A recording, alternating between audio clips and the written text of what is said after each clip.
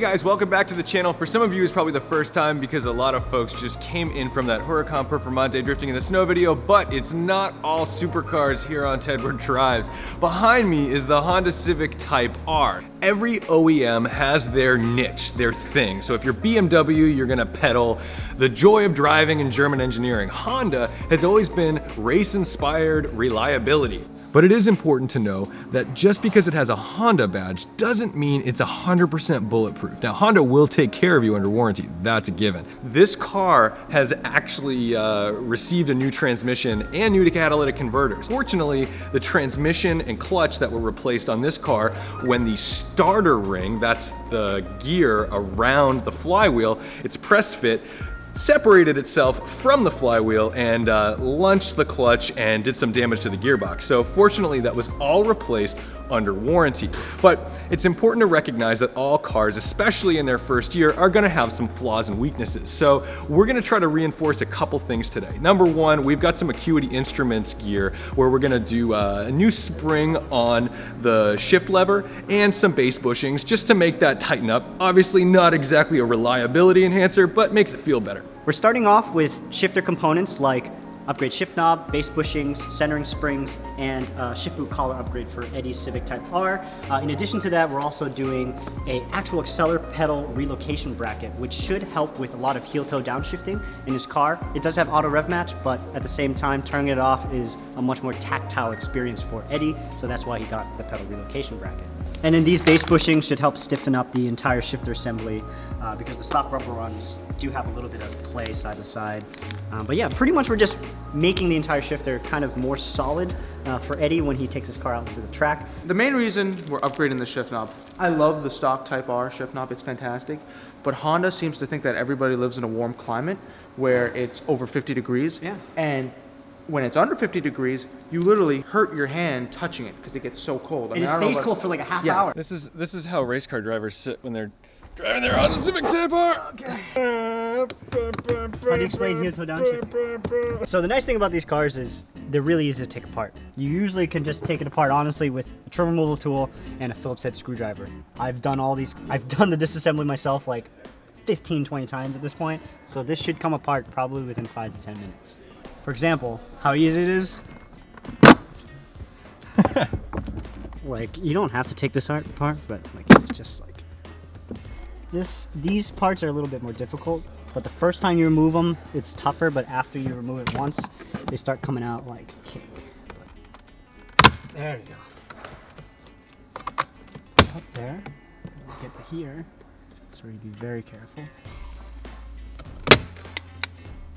Phillips screws here, and then you can also pull this right out with a couple clips. More Phillips screw right there, and then eventually all the plastic hardware and plastic bracketry of this entire center console will just remove.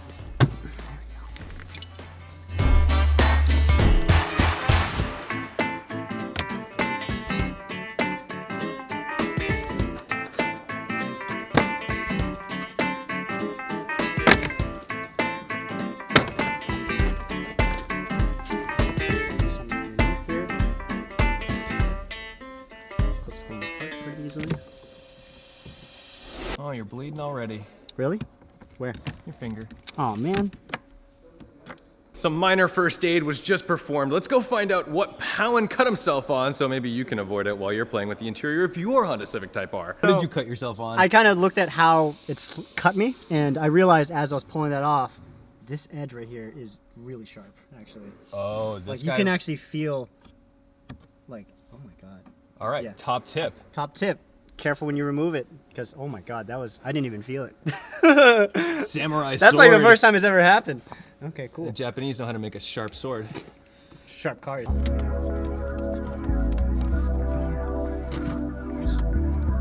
Taking apart interiors is probably my least favorite thing in the world, so you'll never find me doing this kind of work on my own car, or anyone's car for that matter. Well, BMW interiors are a pain in the ass. The worst. To deal with, because they hide everything. They try to make it convenient, but like you just have to know where all the tool placements are.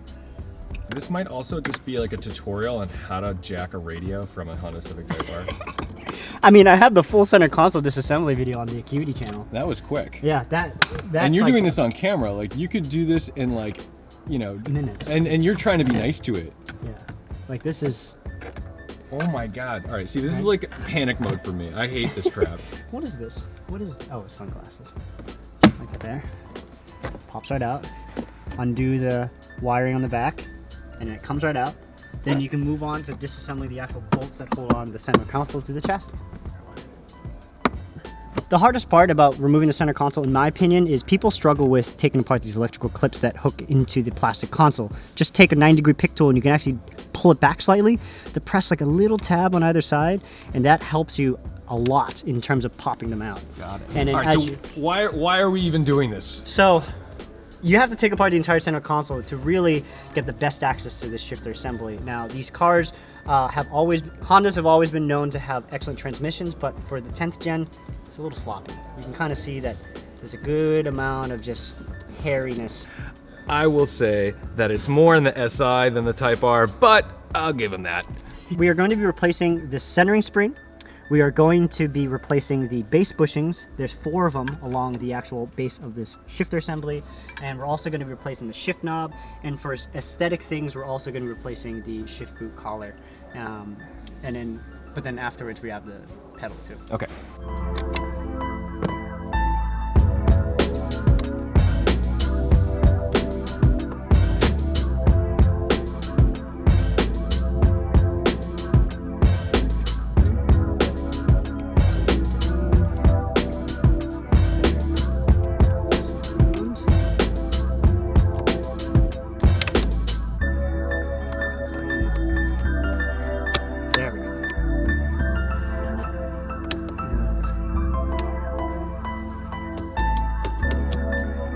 This is barely a DIY on how to do this with the shifter spring and the bushings, but if you want detailed instructions on how to do this, go over to Pal Winning. He'll show you exactly what to do. Acuity redesigned these OEM bushings so that they essentially replace the 2 halves that you see here. There's a metal piece and a rubber piece that typically sandwiches together with the bolt going through the top like that, and the shifter assembly is kind of sandwiched between the 2 pieces. So Acuity created metal replacements in order to reduce any sort of flex or give in those stock rubber bushings. Powen just called me over here because he's like, hey, you might like this, you gotta film this. It's like foreskin. Show us that. After you cut a zip tie, you pull it straight through just like this. It just comes right out. So I got the new collar inserted already, and Acuity provides 2 different sides. This is the tapered end that's going hidden underneath, so that the actual flat side, as you can see right here, just pulling back the skin here, that. So now that should mate nicely with the Boomba shift knob that Eddie has chosen. Acuity kindly provides at the bottom of the box purple zip ties. Oh, how classy. Yeah. I didn't know this is a DSM channel. And then if you can, just flip it over, but there's 2 options. If you can't flip it over, what I usually do is I rotate it to the side that you're not gonna really see the shifter. When you zip tie it nicely, you kind of hide that bulge, but this side is now nice and clean. You see the Acuity logo. I'll full hand this for you. Yeah. Take this, which Acuity provides to you. Oh yeah, I really like this. See? Oh, that's sexy. I don't have to press anything.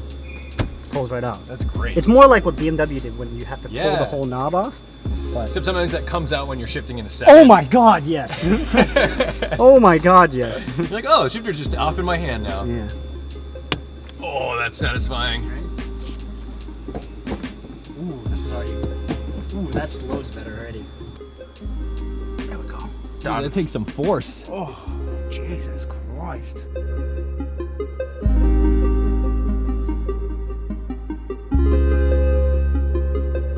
So this allows you to have 3 different pedal positions. What a great position you're in. This is such a nice artistic shot. Wait, I'm gonna slide it over. Oh my god, this is like freaking casting couch over here. So this pedal relocation bracket allows you to relocate the gas pedal in 3 different positions that are slightly closer to you or slightly closer to this brake pedal. Now that's ideal because the stock position is crappy.